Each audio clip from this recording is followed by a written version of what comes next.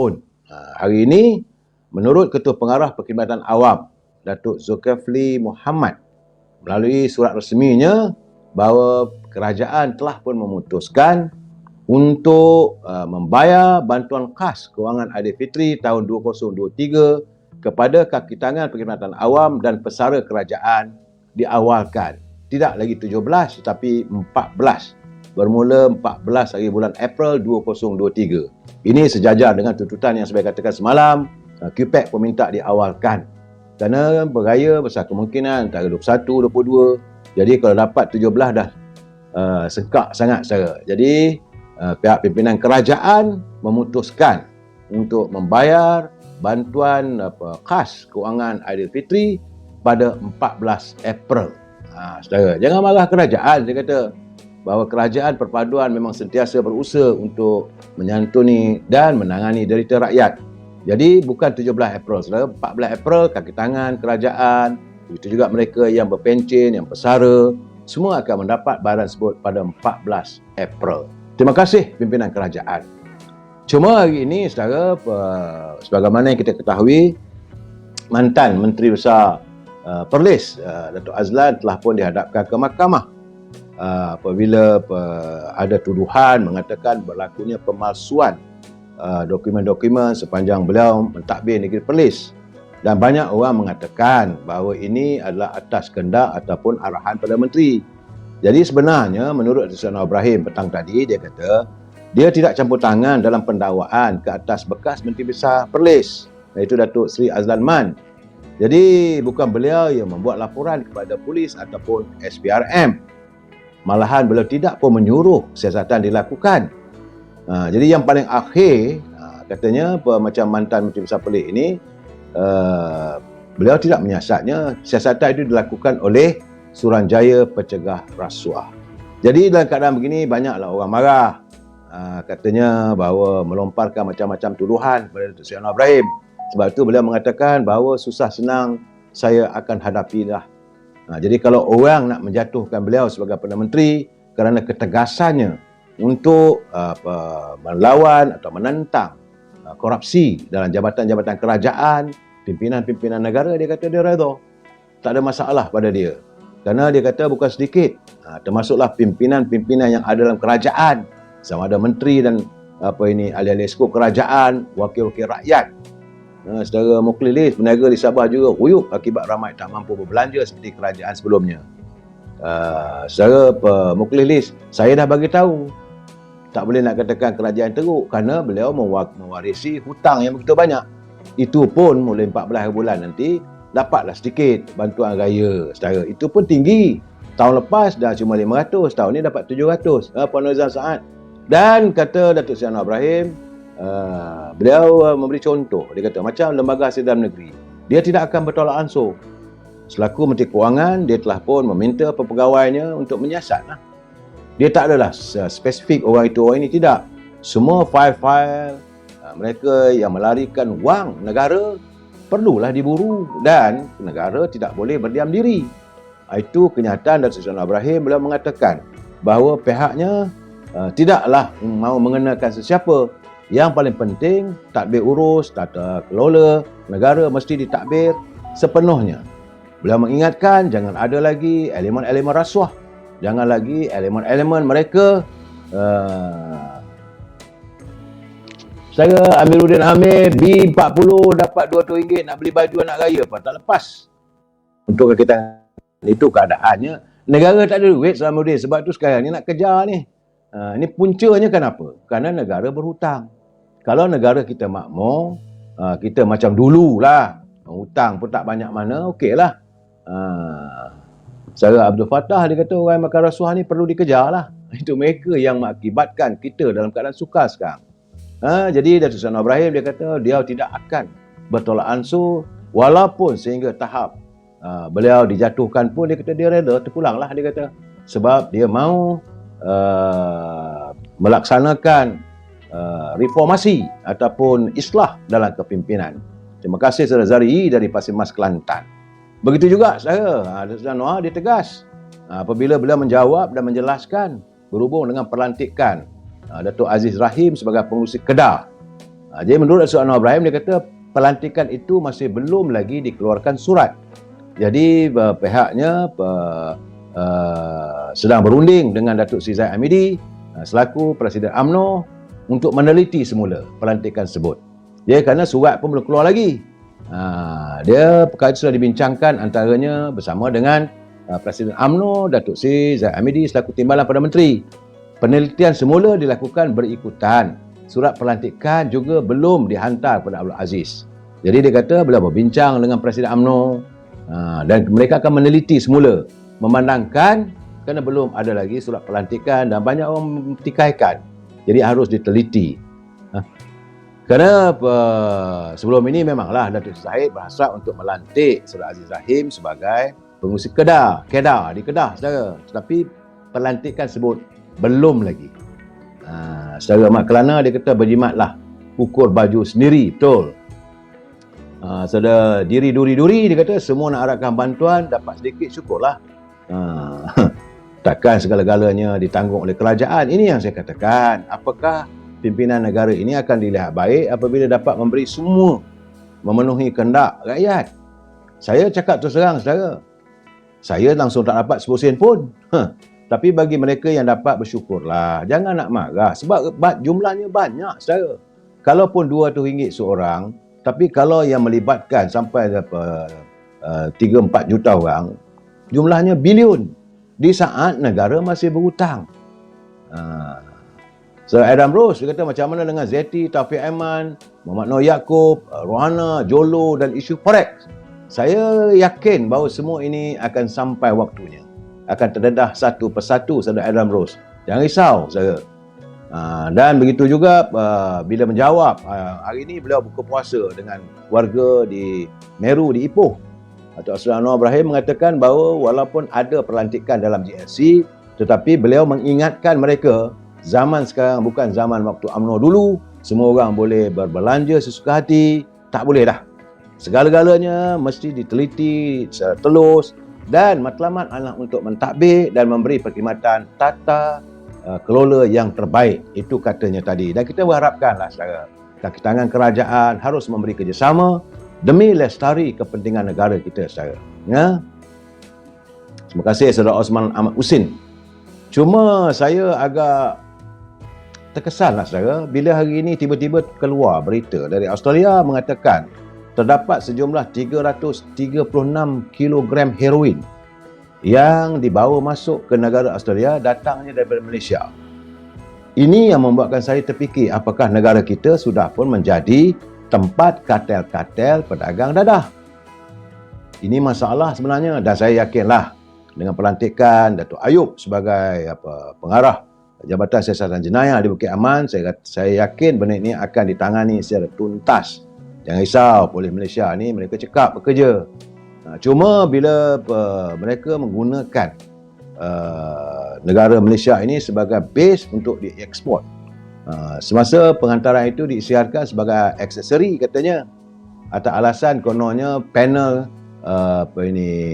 panel solar menggunakan beberapa kontainer dan disuruh di antara kontainer itu disimen. Itu cara kartel-kartel pengedar dadah antarabangsa, saudara. Cuma yang saya katakan tadi, saya agak terkesan. Kenapakah mereka mahu menjadikan negara kita ini sebagai base ataupun tempat untuk mereka memproses dan menghantar dadah ke luar negara. Ini bukanlah satu gambaran yang baik pada negara. Dan saya yakin pihak polis akan memerangi dan mementas kegiatan ini. Kita warga cinta damai, kita tidak redha melihat negara kita ini dijadikan sebagai platform ataupun tempat untuk pengedar-pengedar dadah yang bersifat antarabangsa, saya. Begitu juga saya juga mendapat gambaran bahawa di Tumpat, Jabatan Kastam Diraja juga telah pun merampas iaitu 900,040 batang rokok seluduk daripada pelbagai jenama dan nilainya sekitar dalam 1 juta. Saudara, itu gambarannya pada penyeludup dadah, rokok pun orang menyeludup. Kenapa mereka mahu melibatkan diri dalam kegiatan yang sebegini? Itu yang buat saya fikir tadi, saya kata perlu juga saya lontarkan pada warga kita untuk mengetahui kedudukan negara kita. Ada pihak-pihak yang cuba menjadikan negara kita ini sebagai tempat untuk mereka menyeludup rokok ataupun lainnya. Saudara, baik. Itu tentang kebejatan yang dilakukan oleh manusiawi. Dan hari ini saya harus berterima kasih kepada Timbalan Perdana Menteri Datuk Seri Zahid Hamidi yang menyantuni hasrat Datuk Seri Anwar Ibrahim agar projek Jana Wibawa ini dikaji semula dan mana yang dah dapat kontrak itu dibatalkan dulu dan diizinkan untuk kembali masuk untuk membuat tender. Kata-katanya sejumlah 7.2 bilion nilai projek yang diserahkan kepada kontraktor dalam program Jana Wibawa membabitkan Kementerian Kemajuan Desa dan Wilayah. Ini untuk Kementerian Desa dan Wilayah saja telah pun dibatalkan oleh Datuk Seri Zahid Hamidi. Beliau juga selaku Timbalan Perdana Menteri berkata keputusan untuk membatalkan tender tersebut dilakukan oleh Kementerian Kewangan dan projek itu akan ditender semula. Itu saya kata dulu, saudara, bila benda ini dibatalkan bukan artinya menutup periuk nasi orang, tetapi kita mahu supaya setiap kontrak-kontrak yang dianugerahkan nanti benar-benar nilainya sebegitu, tidak ada elemen rasuah. Sebab itu kata Zahid, kita tahu ada sedikit gangguan dari segi pelaksanaan dan beliau yakin sekiranya tata etika dan peraturan diikuti, ia akan dilakukan dengan segera. InsyaAllah projek itu akan siap dalam tempoh yang ditentukan, iaitu projek-projek di bawah Kementerian Pembangunan Luar Bandar. Nilai bukan sikit saja, 7.2 bilion. Jadi kontraktor-kontraktor yang selama ini yang melakukan aktiviti rasuah dan sebagainya berhadapanlah dengan masalah. Itu bukan masalah kerajaan. Kerajaan hari ini mahu membasmi segala kebejatan. Saudara, terima kasih Saudara Azizul Abdul Hamid. Saudara, dan ini berhubung dengan polemik kumpulan wang simpanan pekerja. Saya lihat semalam bagaimana catatan Ketua UMNO bahagian Batu, Saudara Datuk Ghulam Muzaffar. Beliau mengatakan bahawa kemarin Naib Presiden UMNO yang juga pengurusi Badan Perhubungan UMNO Wilayah Persekutuan, Datuk Seri Johari Ghani, menegaskan bahawa beliau berpandangan dalam isu KWSP seharusnya tak bolehlah dibuat melalui pinjaman ataupun loan. Jadi apa yang dikatakan oleh beliau, kata Saudara Ghulam ni jelas, kita tak mahu penyimpan-penyimpan yang mempunyai simpanan dalam KWSP ini terjebak dengan hutang, dengan hutang bank di mana wang mereka itu dicagarkan. Bagaimanapun hari ini sewaktu menjawab soalan di Parlimen, Dewan Negara masih bersidang lagi, saudara, Timbalan Menteri Kewangan Datuk Seri Ahmad Maslan menyatakan bahawa fasiliti sokongan akaun 2 daripada kumpulan wang simpanan pekerja bukanlah berbentuk cagaran oleh peminjam terhadap pihak bank. Jadi pihak bank tidak boleh menggunakan simpanan peminjam sekiranya ahli atau peminjam gagal membayar ansuran pinjaman mereka.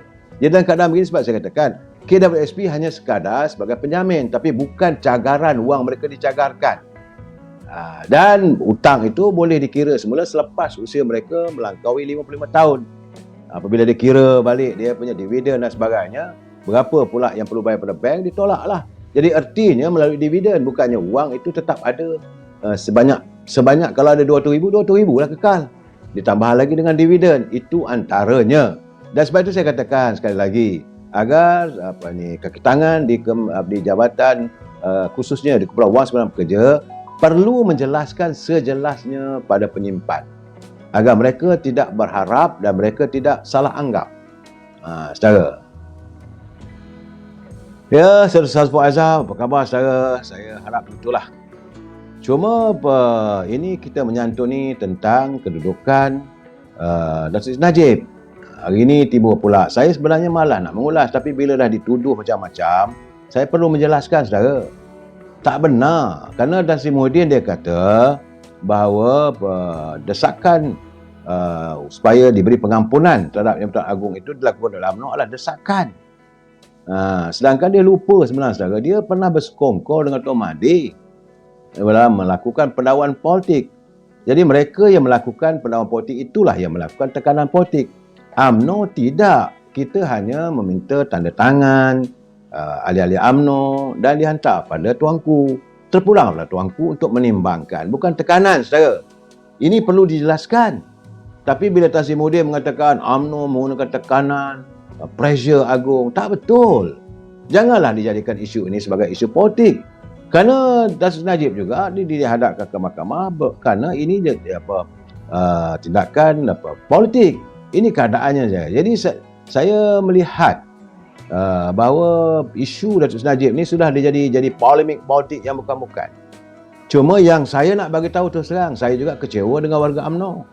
Apabila diadakan satu permintaan bagi mereka menandatangani petition ataupun surat untuk, bukan bantahan, bukan tekanan, surat rayuan ke Bawah Agung.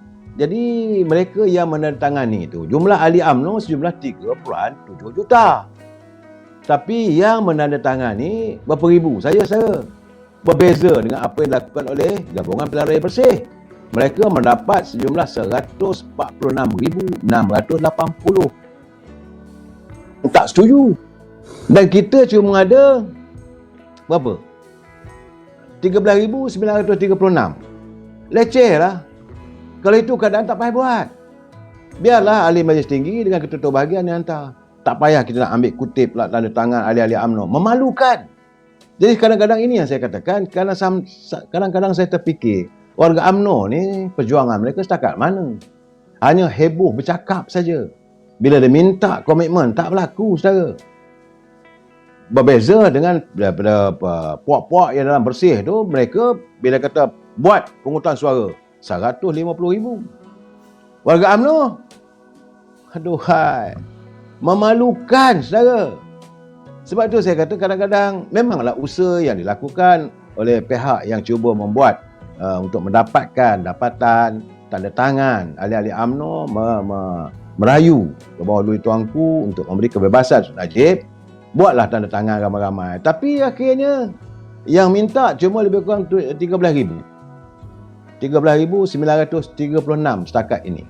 Berbeza dengan Bersih. Mereka juga menghantar pada Tuanku. Mereka tak bersetuju. Jumlahnya 150,000. Jadi bila Tuanku nak menimbangkan, macam mana? Ini keadaannya, saudara.